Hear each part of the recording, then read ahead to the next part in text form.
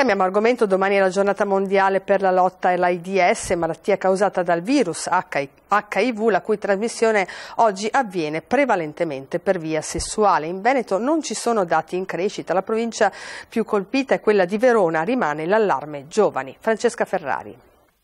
Torre dell'orologio illuminata di rosso domani sera a Padova per la giornata mondiale dedicata alla lotta contro l'AIDS, malattia infettiva che si trasmette per via sessuale attraverso il sangue.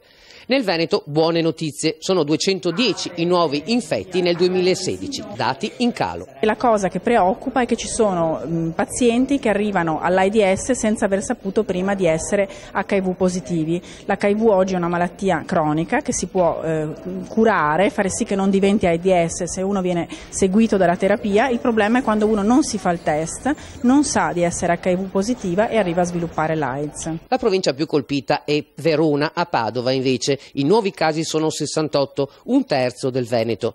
Di questi la maggioranza è maschio, straniero, infettato attraverso rapporti sessuali.